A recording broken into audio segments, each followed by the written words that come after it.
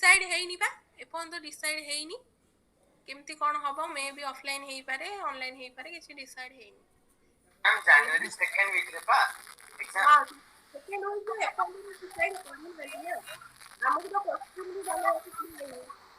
ହେଲା क्वेश्चन भी बना है तो कहीं हम कुछ जानी हो बुझी गए तो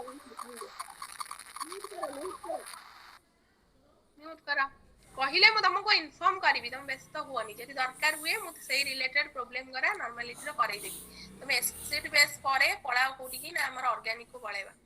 एसिड बेस देख हमर ई चैप्टर रे कोन अछि हमर एसिड बेस रे तीनटा थ्योरी अछि हला तीनटा थ्योरी के नै हमर एसिड बेस थ्योरी अछि गोटे हला आरएनएस थ्योरी लुईस थ्योरी हां एटा इजी अछि ना आरएनएस थ्योरी गोटा अछि आ गोटे हला ब्रोंस्टेल लोरी थ्योरी अछि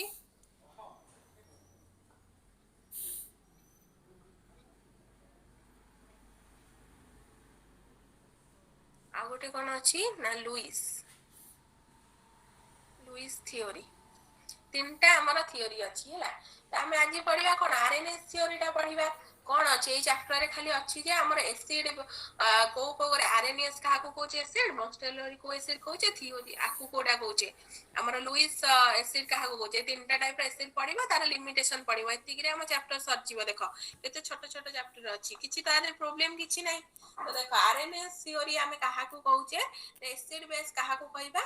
acid are those substance which yield H+ ion in aqueous solution हैला हमर aqueous solution रे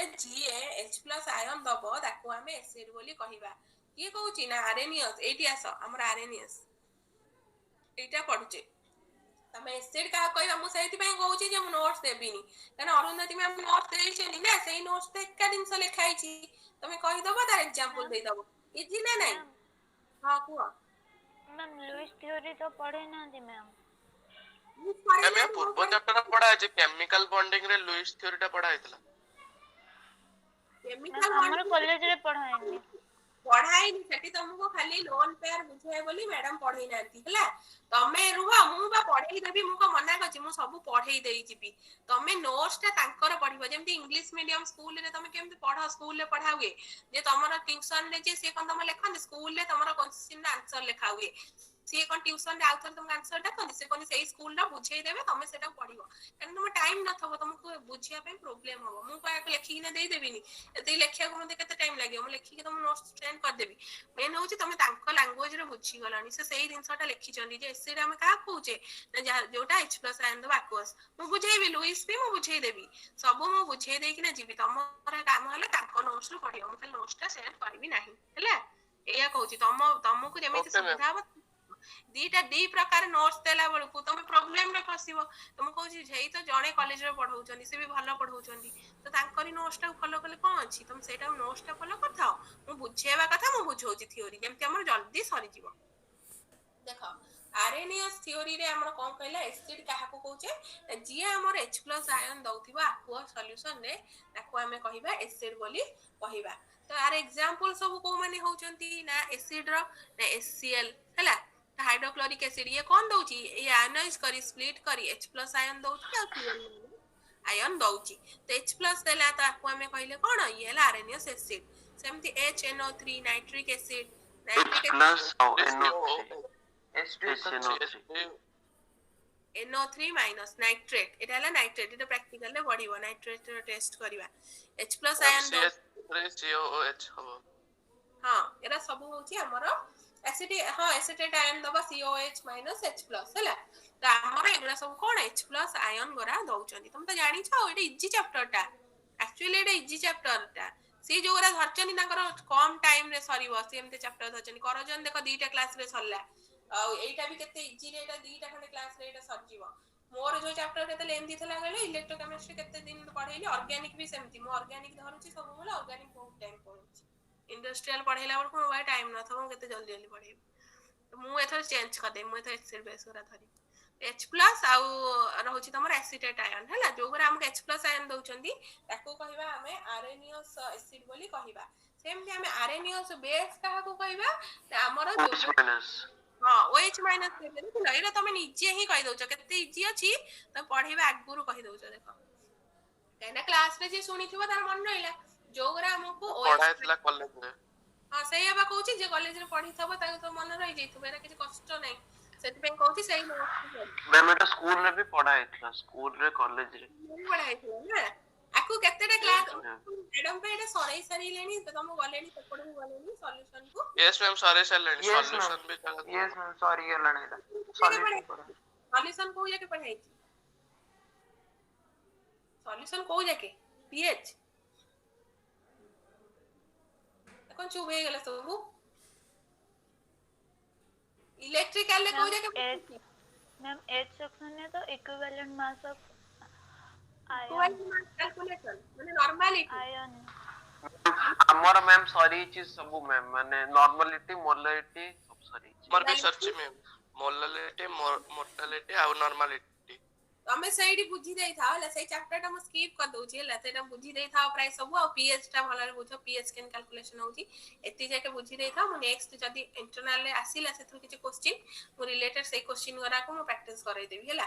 तापर हमें ऑर्गेनिक टा को बेसिक पर भल रे ऑर्गेनिक किछ मिस करबानी क्लास हला ऑर्गेनिक टा पढी दबा देन इंडस्ट्रियल टा सरीबा तब देखिबा को होची आ लास्ट टू टाइम मिला इनऑर्गेनिक का गुटे दिटा क्लास से सरीबा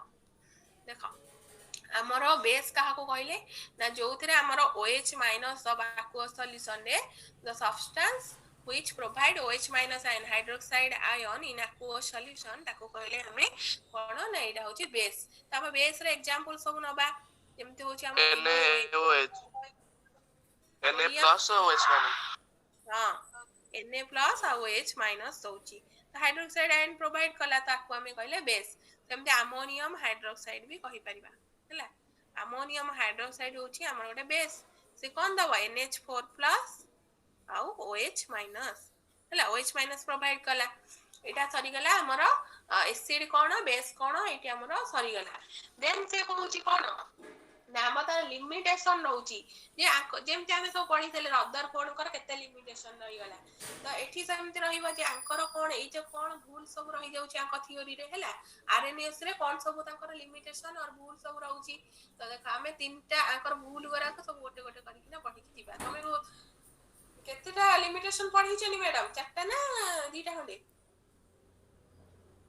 भूली जाइछ अरे पढ़ाई छी एटा कॉलेज रे कुआ तीनटा तीनटा पढ़ाई छी मैम तीनटा मैम पढ़ा तो कोन तीनटा हाउ से तीनटा की चारटा देखिया एटी पढ़ाई दबा बुक रे चारटा देई छी मु एक्सप्लेन खाली कर दउ छी हला से जति पढ़ाई तबे तुम जति मन रख दबो देखो लिमिटेशन देखो फास्ट लिमिटेशन होची हमर कोन ना गोटे होची it fails to explain the acidic and basic properties of substance in solvent other than water हला ये कोन करथिले ना एसिडिक की बेसिक प्रॉपर्टी गरा खाली सॉल्वेंट गरा जो वाटर रे अछंती ताकरी कहिथिला aqueous सॉल्यूशन ने कहि देथिले कने अदर सॉल कोन पुरे कहले सी कहथिले जे वाटर हमरा aqueous सॉल्यूशन ना aqueous मींस वाटर से कहि दै चंदी जे हमरो एटा फेल एक्सप्लेन करि पार नथले जे एसिडिक आ बेसिक प्रॉपर्टी खाली aqueous सॉल्यूशन भीतर जो माने होचन ताकर कहि दैथिले एटा एसिडिक की बेसिक बट अदर सॉल्वेंट जेने बेंजीन अछि हमर सॉल्वेंट अनदर अल्कोहल अछि ओरे सॉल्वेंट ता विषय रे से कि आइडिया दै नथले खाली वाटर रिलेटेड जो गरा अछि ता विषय रे से आइडिया गरा दे दैथिले आ कोन दैथिले it fails to explain the acidic properties of substance like कोन ना कार्बन डाइऑक्साइड विषय रे से कि कहि पार नथले जे कार्बन डाइऑक्साइड एसिडिक की बेसिक एटा सल्फर डाइऑक्साइड विषय रे किछ कहि पार नथले P2O5 काहे कि ना ये तो H+ दउनी कि OH- दउनी आकु किछ से कहि पइले नी एसिडिक कि नाही ये H+ तो दउनी ना आकु हम केमते कहले एसिडिक बोली काहे कि ना ये वाटर सहित रिएक्शन कर दउथला करी कि कार्बोनिक एसिड फॉर्मेशन करथला जोटा कार्बोनिक एसिड टा H+ दउथला तो सेठी हमें आकु एसिडिक बोली कहि दउथले जे carbon dioxide is acidic in nature but एठी से किछि तापर से एक्सप्लेनेशन ही देई पाइलेनी काहे कि नाही मन त के H+ आयन दउनांती ना से केमते कहिबे जे ये एसिड बोली हला काहे कि कहि पार नथले काहे ना ये डू नॉट कंटेन हाइड्रोजन किछि भी हाइड्रोजन आयन आको पाखरे नाही तो से केमते कहिबे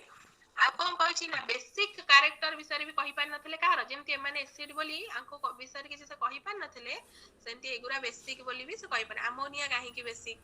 कैल्शियम ऑक्साइड काहे कि बेसिक आ विषय भी कहि पाने काहे कि ना एथर भी तो OH नाही ना हाइड्रोक्साइड आयन मान तो हाइड्रोक्साइड आयन दउ नांती तो माने केमिति बेसिक हेबे तो आ विषय से किछि भी आईडिया देई पारी नथिले then kono it fails to explain the neutralization reaction in the absence of water. सी कोन कहथिले ना हम न्यूट्रलाइजेशन रिएक्शन कोन ना जेतबेले हमर एसिड बेस सहित रिएक्शन करची आमे कोन पाउचे ना हमर सॉल्ट पाउ आउ वाटर हाँ वाटर पाउ तो सी हम कहू एटा हो हम न्यूट्रलाइजेशन रिएक्शन तो से जो थिरे हमर वाटर इन्वॉल्व हो नाही हैला वाटर धर हमर भारुनी खाली एसिड बेस नहीं जाउचे खाली सॉल्ट बाहर वाटर तादरे रिमूवल होउनी बाय प्रोडक्ट वाटर बाहर नाही तो सी से रिएक्शन को न्यूट्रलाइजेशन रिएक्शन बोली कहि पालेनी हैला जे एटा न्यूट्रलाइजेशन रिएक्शन बट से कहि पानानी वाटर जेहेतु बाहरिनी तो से काहे कि एटा न्यूट्रलाइजेशन रिएक्शन हमें को काहे कहिबा ता विषय रे ये किछि आईडिया देई पार नथिले हैला तो हमें कैल्शियम ऑक्साइड नेले सल्फर डाइऑक्साइड से रिएक्शन करले एटा गोटे बेस आ विषय भी आईडिया देई नथिले जे एटा बेस बोली एटा एसिड बोली एटा भी आईडिया देई नथिले ए फॉर्मेशन होतला कैल्शियम सल्फेट मैम सेथिरे तो मैम सेथिरे तो मैम हुए ना जो ट्रांसफर ऑफ जो मैम से जो एसिड बेस रे ट्रांसफर हुए प्रोटॉन सेथिरे हाँ सही गुरा पा से गुरा भी कहि पा नथला नेक्स्ट को पढिबा जो कंजुगेट एसिड कंजुगेट बेस एगरा सब हमें नेक्स्ट रे पढिबा हैला नेक्स्ट पोस्टर लोएरी आसीबो लुइस रे आसीबो मु सेरा पढेबी हैला व्यस्त होनी से सही गुरा कहूची मु माने तांको लिमिटेशन कहूची तुमको लिमिटेशन पचरा हबो तो तुमको किछ एक्सप्लेनेशन मगा हबनी जे कोन पाई कि ना तुम रीजन दियो कोन पाई कि ना सेटा कर पाइलेनी रीजन किछ मगा हबनी तुम खाली तीनटा धर पढिबो question write the limitation of हमर कोन पछे आरएनएस थ्योरी ताले तुम कोन करिवो ना केवल तीनटा पॉइंट लिखिबो तुम 3 मार्क ही जीवो बुझियला तीनटा कि चारटा जहां भी पॉइंट तुम तीनटा मैडम लिखछन त तीनटा पॉइंट भी लिखिबो किछि नै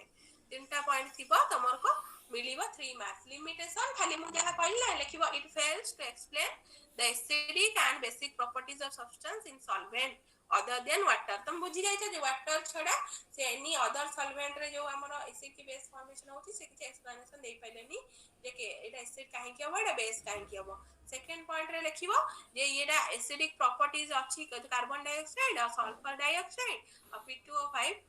केन से देई पार नथिले जे एगरा एसिड बोली काहे कि ना तार H+ आयन नाही तो सेति पई do not contain H+ ion तो सेति पई से कहि पार नांती एगरा खाली लिखिबो जे एरा बेस बोली से कहि पार नांती जहा लिखा हिची ओनली से लिखिबो तार एक्सप्लेनेशन तुम के मागिबेनी जे कोन पाहिं कि से कहि पालेनी तमे जेडा कहउछ जे से प्रोटॉन डोनेट करची प्रोटॉन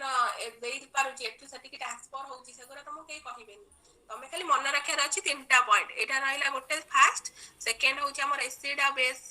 एगरा सब होचंती बट से कहि पारु नांती जे जो कार्बन डाइऑक्साइड आ sulphur dioxide P2O5 phosphorus pentoxide एगरा सब काहे कि एसिड से कहि पार नांती आ कोन ना अमोनिया आउ हेला कैल्शियम ऑक्साइड एगरा बेस बट एगरा OH- आयन कंटेन करी नाहंती तो सेति पई ई ताको तार बेसिक नेचर विषय रे किछि एक्सप्लेनेशन देई पाउनांती थर्ड पॉइंट लिखिबो जे एटा फेल कहउचन ये फेल होचन कोटा ना एक्सप्लेनेशन दबा को हम न्यूट्रलाइजेशन रिएक्शन दे जे हमर वाटर नाही ना एठी हम वाटर एब्सेंट अछि ए रिएक्शन रे न्यूट्रलाइजेशन रिएक्शन रे हम वाटर फॉर्मेशन हुए बट एठी हम रिएक्शन जतबले कर दउ जे हम गोटे सॉल्ट पाउचे एसिड बेस रिएक्शन करी कि ना हम सॉल्ट पाउचे बट वाटर पाउ ना है ना हो तो वाटर न पाउथिबारु या को कहि दउचन जे एटा काहे कि एटा न्यूट्रलाइजेशन रिएक्शन हबो एटा न्यूट्रलाइजेशन रिएक्शन बट एटा को से एक्सप्लेनेशन दे पारु नाहंती काहे कि ना एथरे हमर सॉल्ट फॉर्मेशन हो नाही बुझियला एटा तीनटा खाऊ आ गोटे मु तुमको कहि देबी हाइड्रोनियम आयन जोडा अछि एटा मु नेक्स्ट क्लास रे तुमको आ टिके एक्सप्लेन करी ना हाइड्रोनियम आयन ता कहि देबी देन ब्रोस्टेड लोएरी कांसेप्ट ता मु कहिबी हला मु ताको नोट्स ता देखि दे ताको नोट्स ता देखि दे से को पॉइंट गोरा मेंशन करचंदी तो सही पढेबी जेम तुमको मन रखिया को इजी हबो तुम अधिक पढिबनी इटा दी आडू पढले किछि मन रहबनी बुझियो जे मु सेति पई सेति की देखि ना पढे देतिबी